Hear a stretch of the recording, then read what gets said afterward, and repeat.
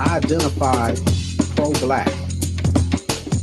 History is about teaching us as a people that we're at war. I want to speak about the image of our people. We have to be protective of our image. Our ancestors, they were oppressed, and we are oppressed today. Assalamu alaikum, Hotel. How y'all doing? What's happening? We are here today. This is the John Kev Show. I'm John. My brother over here is Kev, and we have a subject matter that we need to discuss. Blind loyalty, the cost of celebrity worship, preferential treatment, celebrity elitism. These are the words that we're going to discuss. When we follow these people on Facebook or social media, or our favorite entertainer or our athlete or our celebrity, what is it about them that we give them a pass, especially when we see them with their hand in the cookie jar doing something wrong? Why do we cape for them, if you will? I'm going to turn it over to Kev, but I want to say this. For those who are watching this broadcast, we truly appreciate you watching this broadcast. It can be seen every first and third Tuesday of the month at 6:30 Central Standard Time. So please set your clocks. Tell people about this broadcast because we're excited about it, and we love to bring you information that's going to help us as a community. And having said that, Kev, what's up with this blind loyalty, man? I want to start. I want to ask a question. I know they say don't ask a question with a question, but why do you think this is an important topic? That's the question. You stated that this is what we do, and I think it's normal that people show favoritism to people that they like or things that they like, and they don't want to hear negativity about it, right? Or they will excuse the negativity about it. So, but why do you think this is important for us to discuss this? Okay, it's important for many reasons, and we're going to get into a lot of them as we continue to unfold this broadcast. But it's important because a lot of us have that issue, and we don't like to address why do we do it. There's reasons for it. Some of us, we idolize these people. We make these people bigger than they actually are. Some of us, and I'm going to say this word where it's really heavy, but some of us even have gotten to the point where we worship these people. Right. And we shouldn't have that type of attitude. And it's a psychological problem as well. And again, we're going to talk about a lot of this, but these people have influenced us. And in many instances, we see them as like they're our brothers or our sisters or somebody that we grew up with, and we really don't know them. But once we say something like, if you find, now look, first of all, let's set the stage. We're not talking about people who have done something and they haven't been found guilty. We're talking about people that have gotten caught with their hand in the cookie jar, a celebrity, an entertainer, right, an athlete. Why do we always come to their defense? And then why do we use lame excuses to try to let them off the hook? So, right. Yeah, I think that to me, this is an important conversation because it speaks about our integrity as a community. The morals, and it's no different me talking about us not being just. And that's mainly what I want to talk about. Okay. If you're this way with somebody you like, or you're excusing, and because they're a celebrity, but what about that common person that's that common pedestrian? Do you treat them the same way? If rumors were being spread about that person, if you're going to not be just, then we're not just as a community. Right. And that's no different to me when I'm talking about our morals than if I'm talking about a brother that's selling drugs to our own people. I can't stop everybody or stop people from doing it, but I'm going to talk about it. I'm going to be like, yo, man, you killing our own. Yeah. I know you trying to hustle. I know, but your hustle game is killing us. Right. And I'm trying to take the veil off of his eyes and help him understand, or not him, he may not change, but let other people understand this is not the thing for us to be doing. Right. And see, Kev, there's also some biological things that we need to bring in. And the one thing I wanted to bring in from a neuroscientific standpoint is this. We release dopamine from our brains, and it's a chemical, and it makes us like what we like. And so when we fall in love with these women and men who are celebrities, entertainers, athletes, ministers, or whomever, what we do is we get a good feeling behind them. And instead of us turning it off when we find out that it shouldn't be a good feeling, where you should be critiqued or criticized, we turn it on again. And so we have psychological problems that we haven't fixed yet. And so what we have done is we become parasitic. In other words, we become parasites. And we love these people. We will not let go because we grew up with them. When I was a boy, I grew up with the Jacksons, you know, and I heard that Michael Jackson was doing things with little kids. And instead of me saying, well, hold on, let's check that out. And if they caught him doing something wrong, he should be dealt with. He should be condemned. But no, because I grew up and he was from Indiana, I was from Indiana, you know, and I get caught up in all these things that he did when he was a kid, and I kind of latched onto him. And now I find myself defending evil and wickedness and rottenness. And that's something that you mentioned, that morality wise, we got to talk about that. Yeah. And I'm glad you brought up Mike. That's one person. And you know, like the court judgment. Whatever, and people could say, well, he was found innocent. That's fine. I if that's what you stand on, but then I want you to stand on that with everybody else. That's what I'm saying. I hear you. So that's what I'm talking about, being just, because that's your morals. And it's crazy to me because the streets have an ethics. When you they have a code, and ethics are things that's a written down code that people are supposed to follow. And if you're in the street, they have, hey man, you don't snitch, you don't do this, you don't do that. But we in society, the bigger society in the Black community, we should have ethics too that we stand by. Like, hey, you don't hit women, you don't do this, you don't mess with somebody's husband if they're married. And if you do that, then we should be like, hey, I'm gonna put that. You should just like people steal it. If I came to your house, or me and you was at somebody's house and you see me out there and I'm taking something and I'm sticking it in my pocket. That should change how you see me. You know what I'm saying? Yes, sir. You might not bust me out right then, but you might take me and say, bro, why you do that? Exactly. You know? And that tells you what type of person I am. And that tells you how to deal with me. You might not say, well, you know, I'm not going to deal with that. Or you may say, I don't deal with people that steal. But my thing is, it should be a code. It should be like, hey man, I can't bring you to somebody's house if you're going to be doing stuff like that. You know, it should be somebody, we call it checking people. You know, we got to check these celebrities. That's true, Kevin. You're saying a lot. You're going to lose a lot of friends after this broadcast, but it is what it is. The number I got three. We want you guys to call us because the number is 361-405-6111. We'd like to hear your stance on why do we cape? Why do we defend our celebrities, our entertainers, our movie stars, our rappers, or whomever? You know, one of the things I thought about, Kev, which is important, is this. You know, because we've been treated so wrongly as a people for many years. Now, this is that group dynamics that I want to bring in. When a Black person does something wrong, we always excuse them because we talk about the system, you see. Well, the system is unjust, and it is unjust. But at the same time, when you get caught and I get caught or anyone gets caught doing something that we shouldn't do, we should have enough, as you mentioned, we should have enough morality in us to say, you're wrong, Ja. You're wrong, Kevin. I mean, we still can be friends and all that, but we have to be the ones to say, hey, that person is wrong. Now, I don't know about what, you know, R. Kelly and P. Diddy and all these dudes, but the thing of it is a lot of people come to their defense and we don't even know what happened. See, but we come to their defense and we will fight you as if these people are innocent, where a lot of times these people, many of them, are not innocent. Right. And what you brought up about what other people do, what happens is we look at the other side, the other team out here. We're the Black team, you know, on the chessboard. You had a Black and you had the white pieces. And we look at their team and say, well, y'all didn't treat them like this, or they didn't do this to them.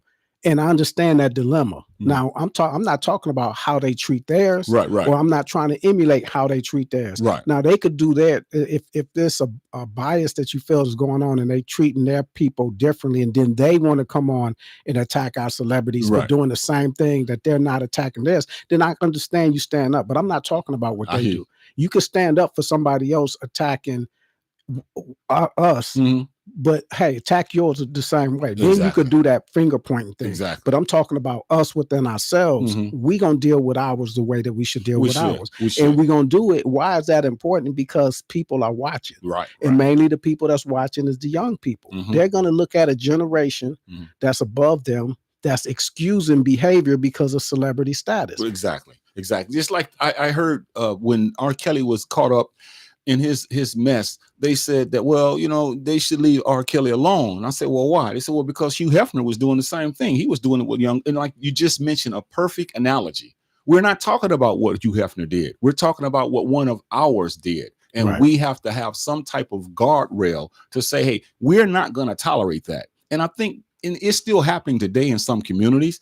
But I remember back in the day, back in the 60s and so forth, when something happened, the men stood up against that. Right. They said, okay, we're not going to have this. But now a lot of us, we sit back and don't judge, and all this kind of nonsense. Well, you ain't perfect yourself. Well, we're not talking about me unless I'm the one who is the culprit, you see. Yeah. And the reason that we're talking about celebrities and people that our kids may idolize, or people idolize, even though they shouldn't idolize people they don't know, is because it's teaching our kids. We're teaching them examples on how, like, you can get away with something if I like you. Kev, I seen you do this, man. Me and you cool, but man, you crazy, bro. Then somebody else, you're gonna be like, man, I seen that joker. He said, see, he's a thief. I don't mess with him. But see, you can't have double standards like that. Now, I understand the standards that they set, and they say, well, why do you? And I heard D.L. Hughley say this, and I don't even agree with it. To me, it's not logical. But what D.L. Hughley said when they was talking about R. Kelly, you still gonna listen to his music? And he was like, yeah. Why wouldn't? Okay, if that's what you gonna do it. Right. But what he tried to say, and what people championed on, what he said is, just like you still sing the Star Spangled Banner. I mean, the national anthem. Right. He's talking to a white lady. Just the national anthem isn't offensive to them. Right. So of course she's gonna sing it. It's nothing that benefits them. For us now, the question should be: if we're gonna still sing the national anthem, why not sing some of these celebrities that's done wrong? If that's how you're going to say that. Right. But to me, that's just giving justification of something that you want to do, because those are apples and oranges right there. You're talking about, and people want to champion that. Yeah, D.L. Hughley, you still want to sing the national anthem? No, I don't want to sing the national. I don't want to sing neither one. I don't want to listen to R. Kelly. I don't want to sing the national anthem. Right. So what's your point? Because one is against us, and one is something that foul that somebody did. And what surprised me is if we bring up the R. Kelly thing, it's so many women that was getting on the victims, and they were saying, and I'm like, do you even know what happened? For you, because you're defending somebody just on celebrity status. Wow. You got to be coming to a situation. If somebody say, well, Ja did this, I could give you the benefit of the doubt, but I want to hear the information. Right. And I would say, you know what? Damn, maybe he shouldn't have did that. Exactly. And I didn't believe that brother do that. But if you showing me a video of him sticking something in his pocket, I'm gonna be like, well, I didn't know. I didn't think that brother would do that. Man, you brought up something really interesting, because even with the P. Diddy case, with Cassie, man, when she, you see this man in the robe dragging her out, stomping her and doing this, and a lot of women defended this. They said, well, she shouldn't have been there to begin with. Well, hell, she can go where she wants to go. Yeah. But it's like, it goes back to what we're talking about. And I'm going to say something here when I pass it back to you. But I'm telling you now, man, we've got to stop this. We've got to start having standards. And the standards have to be all across the board. Because, see, again, from a neurological perspective, when the prefrontal cortex is affected, it's like every time we think of something, and we think of something good, and we attach that to something, it makes us feel a certain way. And we do that with these celebrities. Even if they're wrong, say if you're a celebrity and you do something wrong, and I don't see the wrong that you did, and somebody try to tell me, man, look at your boy Kev. Even though I see you on video, I begin to release this dopamine and start thinking good things about you instead of saying, this guy is wrong. So now I'm beginning to defend you, as opposed to saying, oh, wait a minute. This is not right, and he should be ashamed of himself. And we got a problem with that in our community. Yeah, it's a problem. And the reason, and I'm saying all this because it's our morals that's at stake.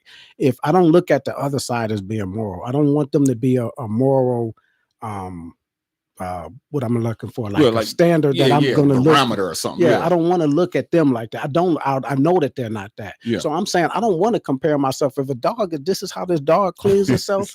I'm not going to do what the dog does, because I think less of what the dog is doing. I think that's beneath me. So I expect less from other people when I expect more from us, or people that's trying to build. Because my thing is, a brother could be out there like, man, I'm trying to survive and I'm doing this and I'm selling drugs because I want to, and I need to, or whatever. All right, brother. But you understand the reason I'm saying this, because I'm into building us up. What you're doing to get ahead is tearing us down. So I'm supposed to speak on that. And I tend to speak on it. If people build up celebrities. They give them a certain status because the ones you like, and there's other celebrities that they don't like and care about. Right. They would be like, they would be jumping. Yeah, exactly. And it goes back to what I said earlier, and I want to get into it now. It's the emotional attachment. See, we get attached to these people, man, and we actually feel like these people are related to us. We feel like these people were raised with us because we were brought up watching them hit a basketball, throw a basketball, dunk a basketball, hit a golf ball, catch a football, sing a song. So we were brought up with them. And then as we get older, we begin to we actually will defend them before we would defend our own parents, because some of us will, because we've gotten attached to them, and that emotional attachment is so strong, Kevin. You would say that's psychotic, and it really is. But this is how many of us we are, and it's not just women. Some of us men, we like these football players and basketball players and boxers, and we will come to fisticuffs. And when we talk about, well, this guy did something wrong, well, because the footage showed he did. No, that was what they say when you doctor up the footage. These different types that's crazy, man. That's crazy. But like you brought up something earlier. I think you said with Cassie. That's her name. See, I don't really keep up with celebrity stuff. I hear the stuff, but and I heard people defending I'm defending Diddy in a way of saying, well, she stuck around and it was for the money and all this stuff. And that's fine. I'm not here to put her on trial. Yeah, she may have done wrong. Right. It could be a woman that may have done something foul in a relationship. A couple could be there, and she may have done something that he didn't like, but I don't want him putting his hands on her. That's what I'm saying. And you could say, well, she was wrong. She shouldn't have did this. Right. And I remember it was one thing, man. I remember this. It was a bus driver, and it was a video where it was a black bus driver, and him and the girl, the lady, was going back and forth, and punched her. Yeah, he started, and I'm like, bro, I don't like that. And people was like, well, she shouldn't have did this, and I'm like, well, bro, it's a better way to handle that. First of all, you was in going back and forth with her, Jones or whatever you want to call it, ribbon or whatever, and y'all trying to make people laugh, and then you said something hurtful, and maybe she spit at you or whatever. I'm not for a man hitting a woman full force, whatever. I'm like, you could push her down. You could say, you know what, blah, blah. Or you're the professional. You're the one at work. So to me, him and people like, nah, she got, and I heard a lot of women, oh, she got what she deserved. You do something. And I'm like, they're women that's advocating for this type of reaction from a man. You put a hands on a man, then he got a right to put it. But no, I don't subscribe to that. This is why we're having this broadcast. Once again, we're not begging you, but call us and tell us what you think about this celebrity elitism, this preferential treatment. And it's you entitled it perfectly, because it's a preferential treatment. You prefer to treat some people one way, but we prefer to treat other people other way. 361-405-6111. Again, 361-405-6111. Let me ask you this, Kev. Yeah. You asked me, I'm gonna ask you, and you can rehash if you like, but what do you think one of the reasons, from your estimation, is that we take up for people that we don't even know that we see on a screen after all these years? I think we romanticize. We look for hero figures, and it's people that we like. It's it's confirmation biases that we have. We put them on this pedestal, and all we want to hear is people ingratiate them with flowers and stuff. And you don't want to hear negativity. If you're throwing negativity, you must be a hater. And it's like we had this bias in our mind. So what confirmation bias is, all you want to do is hear things that confirm what you already believe or how you already feel. And this is the things that we do. And you can hear negativity and you would just erase it, or you don't give it any gravity that you would give all the accolades that people are giving. Oh yeah, this person is this person got the most awards. I don't care about all of that. Let's talk about what happened, and this is why some of these kids grow up and they get away with things they get up, because the schools are you a ball player? They don't care about what you did wrong. They hide things and put it up under the rug. We see that with this president. People see and hear everything, and the black community is screaming like, you don't hear this, what this dude is saying. You don't see what they're doing. And his followers, they don't want to hear that. What they want to tell you is all the positive.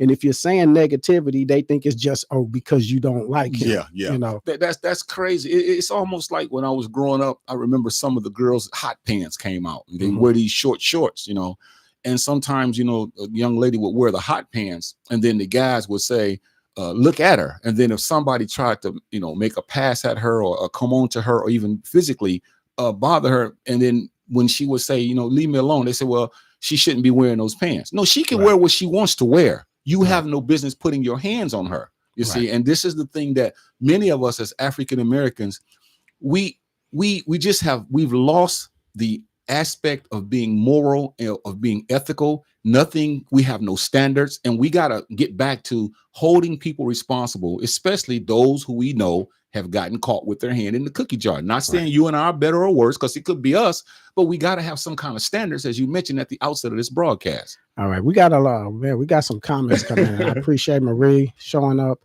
and Sakina, Walaikum Assalam, sister, and Lade showing up, Lade Bishop, Barbara Royal. I appreciate you showing up also. And Janie Hollins, I appreciate you showing up. She said, well, Kevin, it make a lot of sense. And I'm sorry I didn't read that for whatever you were replying to. And Josiah say, yeah, a lot of us took up for O.J. Simpson when he had that case saying he didn't do it and he was innocent. Well, the judges found him guilty. Actually, he was found innocent but he was found guilty in the what's that, the civil. Yeah. So he was found innocent in the big trial, the trial of the century. In the O.J. Simpson case, that's something I do want to bring up because I don't know if O.J. did it or not. You could, and that's something you could feel how you feel. Right. And I got an O.J. Simpson jersey. In fact, I got 2 O.J. Simpson jerseys. I'm from Buffalo, New York. He played with the Buffalo Bills when he came out. Right. When I went back to New York, my cousins gave me the O.J. Simpson jersey as a gift. Right. And I was like, that's a throwback jersey. That's cool. I got it in my gym in a frame. That's cool. I didn't take it down when he got into all of this. As a person, I don't care for O.J. Okay. You know, I don't care. But my thing was for a football player, right. I show him what he deserves as far as, you know, his accolades that he gave. Now, I don't know if he did it or not. Now, if he was found guilty, would I feel differently? Probably. You know, that's something that I could toil with. But I think it is some celebrities that have bad character. And we'll bring some of those up. I'm going to talk about, I appreciate that, Josiah, talking about the O.J. things. A lot of Black people feel like he was guilty. Yeah. Some people feel like he was innocent. He was being railroaded. I don't know. And for me, if I don't know, then I'm going to go by the verdict. Now, the thing about the verdict is some people are found guilty in the Black community and we feel that they were innocent. Yeah. Yeah. So my thing is O.J., that's a good topic, but many of us could talk to. And you want to read Ms. Hollins? Ms. Hollins says, our celebrities are people a lot of us look up to, but they have to realize that money talk and you know what else walk. And it shouldn't be that way.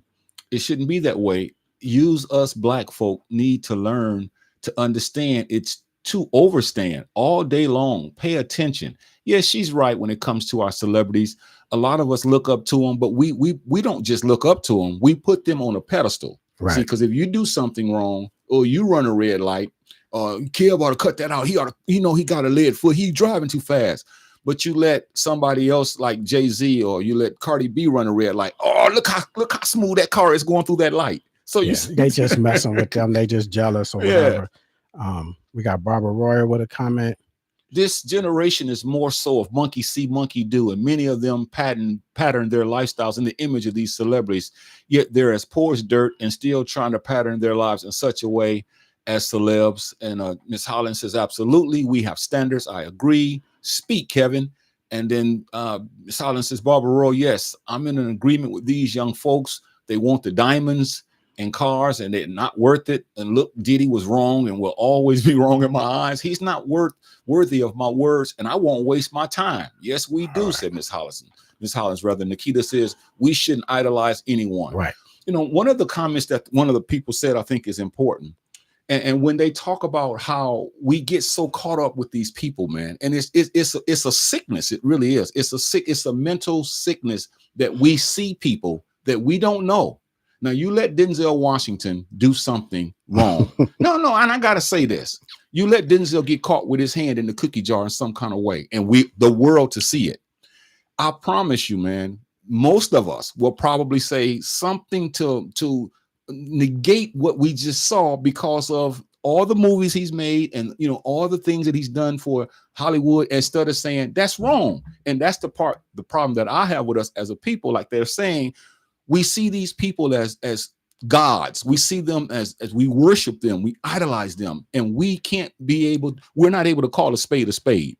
Right. And I think one of the things they were talking about was the money and diamonds. And sometimes people don't idolize the person, they idolize the position. Mm-hmm. They want somebody has what they want, mm-hmm. and that they idolize being that celebrity. Mm-hmm. And somebody that looks like them is that celebrity, mm-hmm. then they don't want that image to be shattered. Okay, so it's like, okay, yeah, they got all these cars. Look at like Mayweather got all this and he has all that. Some people don't like him. Right.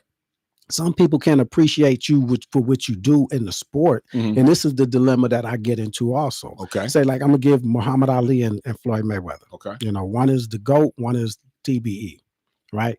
But TBE is in our time frame, and we see everything that he does wrong. Mm-hmm. Back in the days, you don't see everything that those guys did wrong. Right. We find out about it later. Mm-hmm. And to some of them, my friends that I get into these discussions with, and I don't want to say it's arguments to debate. You could love who you love, but my thing is, you want to tear down this person mm-hmm. when this person over here that you put on a pedestal has done wrong also, mm-hmm. but you want to ignore that because everything else supersedes that. And I'll give you an example. If you have a black person calling another black person a monkey mm-hmm. in front of white people, okay, you could talk about, look at him, he looks like a gorilla. Okay. Before a fight, he gets up and he punches the gorilla. Mm-hmm. Look at him, his nose is flat. Right. He's ugly. And right. all these things that we've been fighting against right. for years. Right. And we excuse that. Well, he's trying to sell a fight. Mm-hmm. What I like that was, what Joe Frazier helped him when they kicked him out of boxing. Yeah. He gave him money. Yeah. He gave him rides. He did all this stuff. He helped him in a lot of different ways. Mm-hmm. And then when he was resubmitted into boxing, mm-hmm. he turned on him and we fighting. Now you a gorilla. Now you this and you this mm-hmm. and you ugly and you ain't nothing but blah blah blah. And I could say, okay, you could do that to sell fights.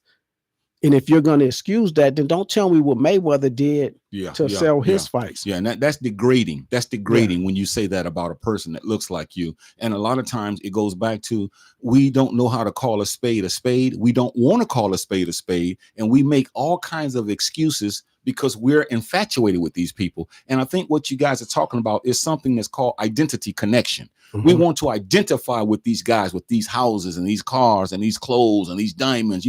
We want to identify with them. And because we don't have a pot to piss in or a window to throw it out of, we live in this fantasy world where we actually see ourselves as wealthy like these people, but we're not. So we have deluded ourselves into thinking that we are someone that we're not. And instead of being honest and saying, okay, this person worked hard for whatever they've gotten, blah, blah, blah, and I'm doing the best I can, we try to live our lives, as they say, vicariously. We try to live through people. Like if I want to be a football player and I never made it and my son was a football player, I'm really into it because I'm thinking that's me, but it's not me. See, and it's a difference between encouragement and supporting a person as opposed to living vicariously through them. And a lot of us live vicariously through these people. Yeah. They want to. And a lot of the things that we do with our celebrities, it's not just celebrities. I'm going to say this, even our historical figures. I could disagree. Much as I love Malcolm X, I could say I think that he did this. I don't agree with what he did here. I don't agree what he may have done here. I may like Farrakhan, but I could say, okay, I agree with him on this, but I don't agree with him on his religious. It's no problem. It's nothing wrong with saying I like this. I love Muhammad Ali, but I don't. Okay, you know what? Everything he done outside the ring don't make him the GOAT to me, because he has lost to people that, and that's not putting them down. Right. It's just historically, and this is how I weigh those things. I think he's a great boxer. I think he was an even better person in the Black community, and that's why we hold him to such high esteem. I could look at Mayweather and say he's a great boxer, but I may not like him as the person, and I don't care about him as a person. I don't care who he dates, because that part of him, but I'm not throwing the baby out with the bathwater either way. I could give somebody a compliment and say, yeah, Denzel's a good actor. I don't agree with him, and he hasn't done anything, but I could separate those things. I'm not going to throw the baby out with the bathwater. With OJ, I could say he was a great runner. All that stuff he was doing, I'm not black, I'm OJ. I don't subscribe to that, but I'm not going to say, well, nobody should like OJ's or recognize his records. You see, as I psycho-analyze you, I see that you are very objective. You see, and Kev, I'm going to be his therapist right now. I notice everything you're saying is objective, which is what it should be. In other words, you're just looking at things for what they are, but you're able to say, this is not good. I don't like that. This is good.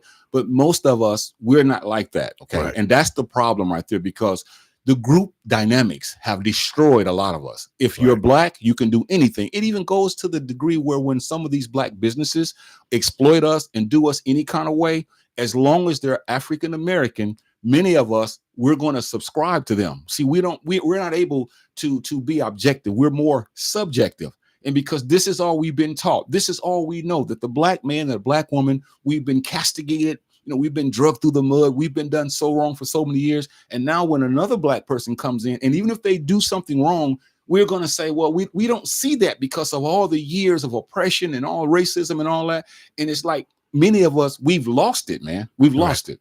I think it's a point with me, it's a point of no return. Like I could be objective with some people saying, okay, you know what, Ali, I don't agree with you with how you was talking about Joe Frazier. Right. Sell a fighter. You didn't talk about other fighters. None of the other fighters like that. So don't you sold fights talking, I'm gonna knock you out in round 1 or 2. So to me, if we react a certain way, that person may say, you know what, I was wrong.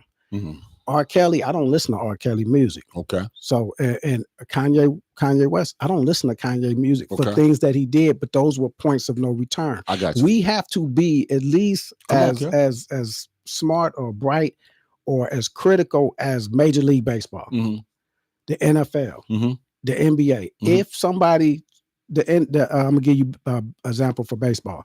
If you bet on the game, that's blackball. You don't get in the Hall of Fame. To me, you could do some other things. You could be a womanizer. You could be a drunk, and you could be okay. You cheated on your wife, blah, blah, blah. Okay, a lot of people do that. But that's going to drop you down as my vision of you. But I'm not going to say, well, you know what, I'm blackballing you because, hell, Martin Luther King cheated on his wife. But he's still who he is. Exactly. But when you start calling, like you want to wear a Confederate flag, you acting like Uncle Tom, you out of the community, you off the island. I'm going to say that. Let's say you off the island. If you say white lives matter in the face of Black Lives Matter movement, and you are placating to the white man, you off the island. If you rape, you're off the island. If you molest a child, you're off the island. If it's confirmed. Now, if I don't know, I'm gonna look at you side-eyed, and I'm gonna be kind of skeptical, and I want to look into it myself. I hear you. So that's how people say, well, I still listen to so-and-so anyway. Well, okay, so if it's a guy at the corner that got a store and he was convicted of molesting minors, then you're gonna still patronize his store or not? I don't want to hear that. No, I don't want to do him. And they'll say, well, I don't want to mess with him because he's a Trump supporter. What's worse? You know what I'm saying? Right. As I pontificate all these beautiful words that you're saying, I'm telling you now, the problem with us is we have put these people on the pedestal. We've put them on the pedestal and we don't know how to bring them down. See, because this broadcast is okay for some who's saying, you know what, I'm gonna be more objective now when I see something that happened. We put our feelings over facts because it's like a relationship. When you love a person, or we call it love, that person can be rotten as an apple, but we're still going to be there for them no matter how they treat us, and that's why sometimes you see in a relationship, it goes both ways. But sometimes a man, he puts his hands on a woman and she keeps going back and we say, well, that's not right. But she says, because I love him, because her mind has been so infatuated and she's so got a lot of other issues. And the bottom line is because her feelings, have been put over the fact. And now she's going to keep going back and we don't understand why, but she does, because in her heart, this is all she knows and this is what she wants. And what we're talking about is relationships. We're talking about your relationship with a celebrity, and you just brought up relationships with a significant other. And I understand when that significant other type of relationship, you go through ups and downs. but you have something built with them. You know them, and y'all are bonded. You don't have that with a celebrity. No, they don't care. You know, if Maxwell, they say, well, Maxwell, people is having their mind, well, Maxwell, he's just a great romantic person. You have no idea. All he doing is singing the words on the song in a way. And just because he could sing it with feeling, you have no idea how this person is in a real relationship. You know, you have no idea what Denzel is like at home, which we got to get a indication from what he does when he's not in the films, but you have no idea what he is as a person. Yeah, and that's what social media has done to many of us, even in the event of like this year. What we try to do too is, which we haven't talked about, is we try to protect their images. Right. If they have a certain image, you know, like this choir boy image, you know, Kirk Franklin, we try to, you know, he's a choir boy, and you know, when he did Stomp and all that, GP, are you with me? Go ahead. And so we like that, and the music is decent, okay, but when he and his son and other people get caught up in things that they shouldn't get caught up in, instead of us saying, like you said, and others who say, well, you know what, I ain't into that. That's their personal business. Right. No, we take sides. Oh man, Kirk was right. No man, his Ian's son shouldn't do that. And so here we are now acting like, you know, gossip artists, you know, soap opera stars, having issues with things that we have nothing to do with what this man did and what he didn't do. But because we're so into him, we read everything we can about him, everything that come on social media, we read it. And then when somebody tries to tell us you're in it too deep, we get angry now because we feel like we're attached, like we're talking about somebody's parent. In school, somebody talked about your mama. That was a fight automatically. We used to put the sticks on the shoulders, and I'm dating myself, put the sticks on our shoulders, and we walk around, and whoever knocked the stick off, that was a fight. Right. But now you put the celebrity on our shoulders, and people will fight you because Nas is better than Jay-Z or Lil Wayne, and they will actually fight you, man. If you say that Nas is better than Jay-Z or Jay-Z is, it's out of control, man. Yeah. And to me, it's teachable moments. If you're going to talk about somebody, anything that comes into the spotlight that the community could see, to me, P. Diddy and Cassie, I guess, to me, that's a teachable moment. Somebody should be teaching their daughter or teaching somebody, or we should be having these conversations. Why, how long, at what extent would you stay with a man that's abusive? Because this is a problem in our community. That's all I'm gonna use it for. And I remember some things happen. I would come on, I say, this is a teachable moment. I don't want to gossip about it. I'm talking about a family member. I remember Jay-Z and Solange, his sister-in-law. They got into it in the elevator, and it was on the video, and she was kicking at him. And I ain't see him cold cock. He's supposed to, you know, he's a street dude. He didn't do all of that. And but people was eating it up, and they having conversations and gossip why she probably did it. But my thing, I don't care about all that. My thing is, when you have your wife, I'm looking at, well, what did Beyonce do? And not just her as a celebrity. I'm saying, if you're a woman and your husband and your sister get into it, what are you going to do? When you have family members get into it, if it's two sisters and you the middle brother and they get into it, what are you going to do? This is my teachable moment. I'm like, to me, anytime two family members get into it, even though one may be wrong, I'm just going to break it up. I don't want to see my mom and my sister getting into it. I'm not going, and if my mom is wrong and we're at my mom's house, I'm gonna tell my sister, okay, let's go. Right. You know, these are things I was teaching my kids. I was trying to teach my kids. These are teachable moments because they're happening in public. And even I'm gonna say the Will Smith deal, the Will Smith, Chris Rock. People had all their feelings about what was happening and people coming on. If he would have did that to me, I can't put myself in those. To me, because Chris Rock was in the wrong talking about somebody's wife in their face. And if he sat there and laughed and chuckled, I don't care how they relation. I'm not gonna care about him. I'm putting the places, okay, are you there? If I'm there with my wife, I'm there with my kid, you talking about them, I'm going to address you in public. Right there. I'm going to say, hey, or I may take you to the side. That should be the conversation. How you're going to handle the situation. Now, if I'm in a different perspective of somebody come and slap me in public and we're in a workplace, how are you going to handle that? These are things you could talk to your kids about. These are things that we need to iron out to discuss. Have a ethics, a code of ethics, and say, well, you know what? you shouldn't do this. You don't know when somebody lose their hair. You don't know if they really got cancer. And I had a guy tell me he likes Chris. He's like, well, she said that she has this. But I say, but she could tell you whatever she wants. Right. Her kids is listening. Maybe she really has cancer and she don't want you to know. Maybe she's going through something that she don't really want people to know. So I'm going to tell you it's this. So they won't be so worried that I really may have something a lot worse. Yeah. So I'm like, I'm not going to talk about somebody that lost or that don't have hair or talk because of what I heard, because I don't really know. So I'm saying those are teachable moments. All of that is teachable. Good. I'm going to give you verse 2. That was verse 1 that Kev gave you. Here's verse 2 to it. We have to expose the myth of the untouchables. See, this is a myth. So I want to talk about this now because there's a myth that some of us cannot do wrong. I don't know where we got it from. I really do, but I'm just saying that.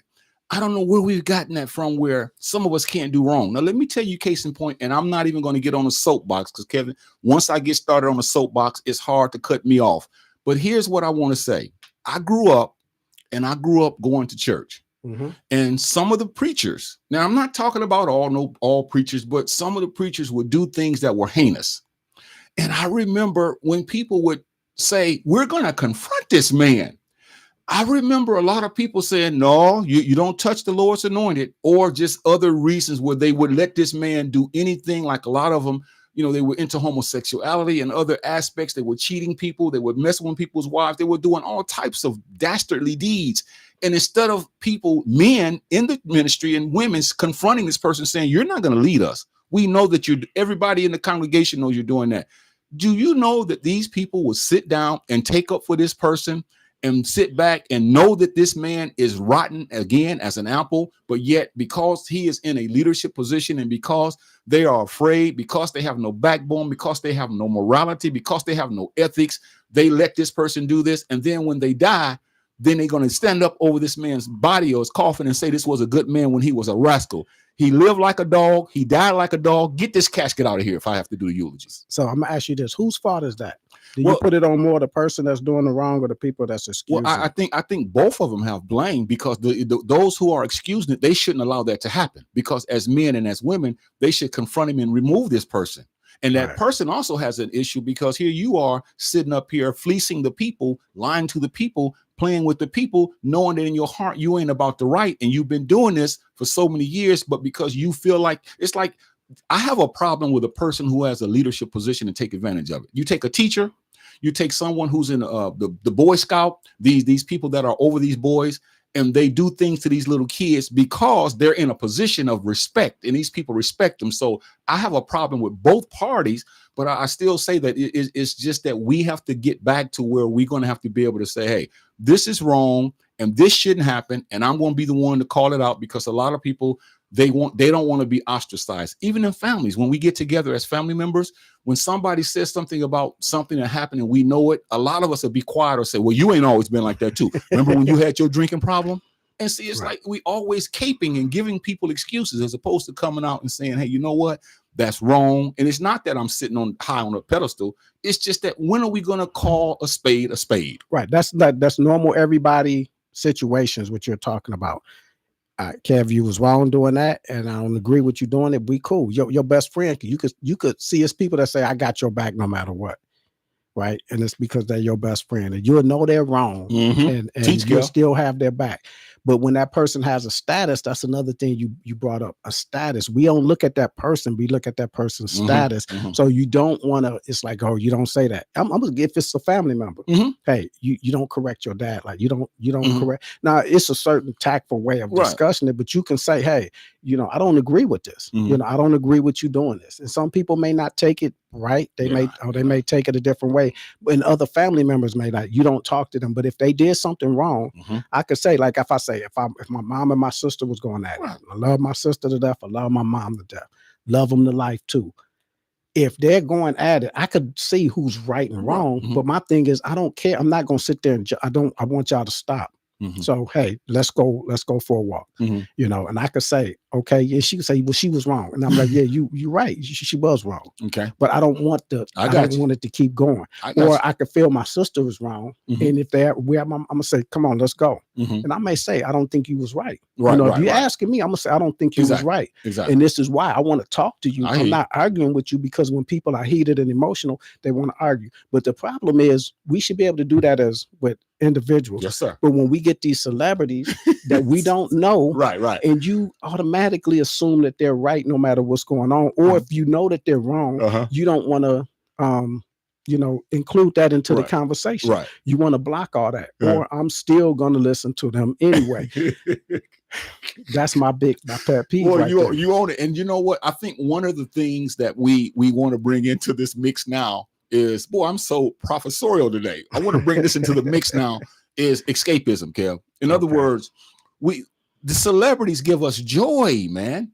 When Luther Vandross sing that song, The Other Side of the World, and ooh, I mean, when I hear that kind of stuff, man, I mean, I'm just saying, okay, that made me feel good inside. So when I found out, or I heard that something happened, or I saw something that happened that he should not have done, instead of me being objective, I got back to what he brings to me. He brought me joy. He brought me hope. He brought, especially a lot of guys that couldn't get women and all that when they were growing up. It gives you a certain air that you don't have. And so instead of looking at it like, okay, this is just a man, I don't know this man. This man has a beautiful voice.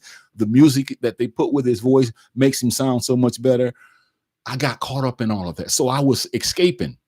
And as some of the sisters said earlier on the comments, we get caught up in what they do to the degree that we lose ourselves. And now we're not able to call a spade a spade. We're not able to say that's wrong and move on. We're going to defend them even when you see something that's wrong.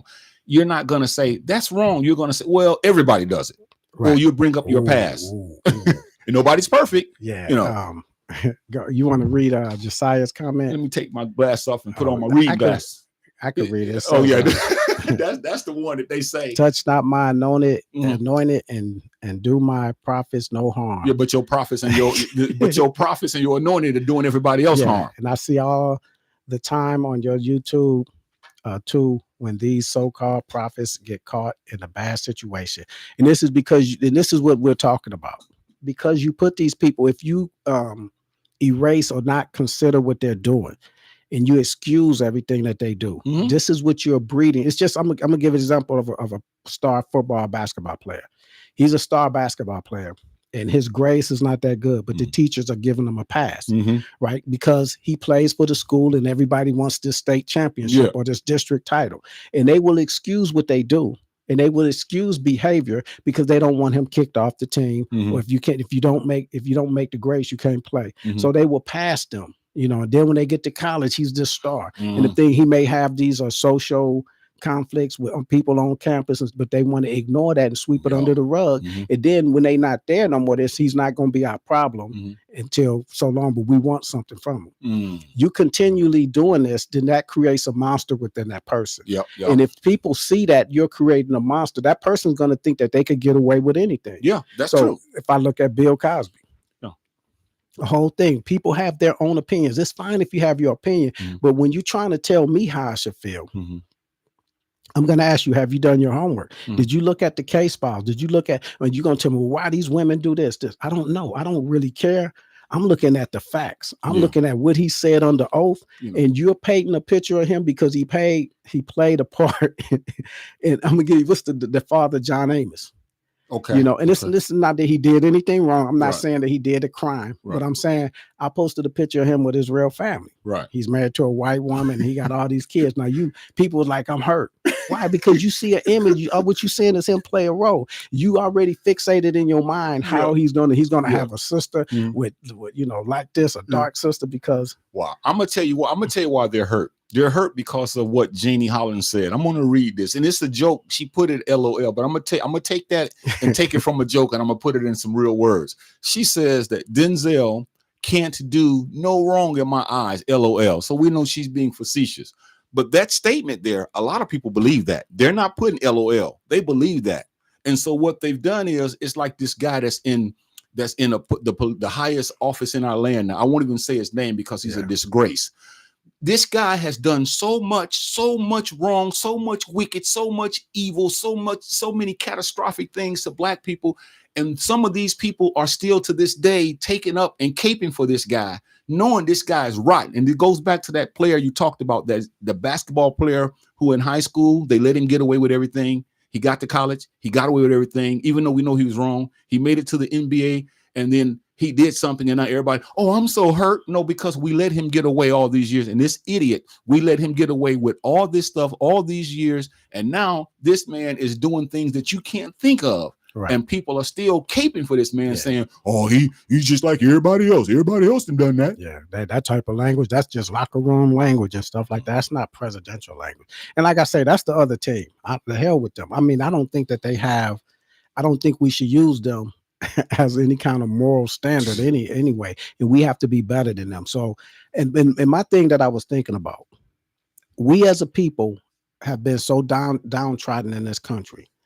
We want to see our celebrities. We want to see us in higher places. Mm-hmm. We want to see us getting all the gold and albums and platinum albums and on stage and doing all this stuff like this, that we don't want to tarnish that image of us. And it was a reason that we was like this, because any of us that used to raise up, they would do everything on the other side to tear them down. And it's like, we don't want to help them tearing our own people down. And so I do understand that. I understand how that could be embedded. It's the same thing as when we see somebody do something wrong on the news and they don't have a call. We say, I hope he's not black. You know, what matter? But how does that matter? You know, if somebody's doing something wrong, then he's black. Then it's not a reflection of me. It's not a reflection of anybody else, because the other side don't do that. They don't see, oh, this person went and shot up this. Like, that's a lone wolf. You know, and that's to me. That's been imprinted upon us, that any of our people that made it, we don't want them to be knocked down, because we want them on that pedestal. And we do need somebody to look up to. Yeah. That's when that loyalty has become a delusion. When we say things like that, you know, we're so loyal to them that we're deluded into saying that, I hope it wasn't that person if they were a certain pigmentation. And it's when truth has no bearing in these cases, in many of them. Truth, it doesn't matter what you do. As long as people like you, as long as people buy what you do, as long as people have idolized you, as long as people have worshiped you, a lot of us we're like little kids. You know, when we first go to a concert and we're so enthralled with this entertainer that no matter what they say, we know, like Bootsy Collins when I was growing up, all this kind of stuff, man, you know, no matter what Bootsy did, you know, I love Bootsy Collins. And so you couldn't tell me that Bootsy Collins was not more than a man, see? Right. And then when things happened to Bootsy, you know, I was defending him and I didn't care. And that's the mindset that many of us have, but we have to grow and mature, and we have to come out of that, because we all are on a journey, and we have to realize that every one of us have the capability of doing wrong if we choose to do so. Right. And I'm gonna add this to that. This is what my point is with anybody that we named. We are an extraordinarily talented people. It's not one person that's going to matter that has made it.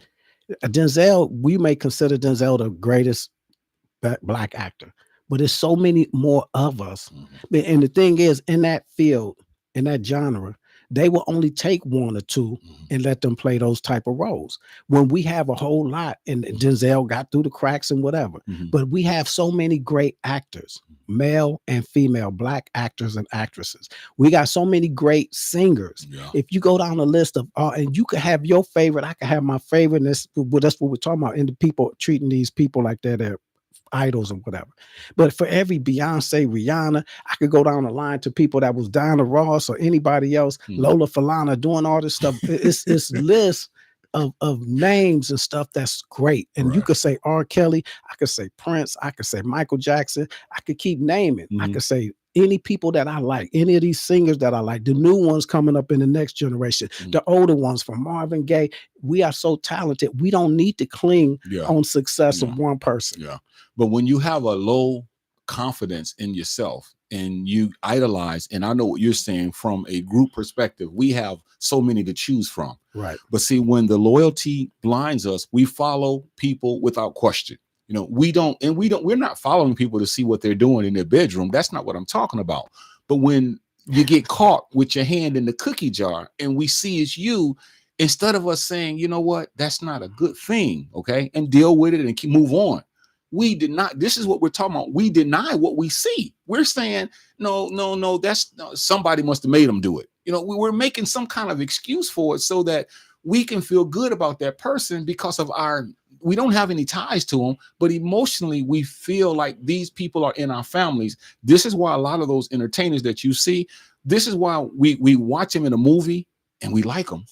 We say, and some of the women, which this was really weird, oh, he's cute. So they start watching the movies, then they start falling in love with this person. And then this person does something and they're defending this person when their own husband is saying, I told you this guy was no good. Look at this. Oh, you just jealous. And so here we are caping for somebody when we can't say, honey, you're right. He's wrong. Yeah. And now we're arguing because you're not willing to accept the fact that what you see is the truth. Right. And that's in anybody's life. Yeah. Man. Availability bias. That's another word I'm gonna use. And what availability bias is things that's available. We only want to take things that's available for us. Like you see this person in a movie.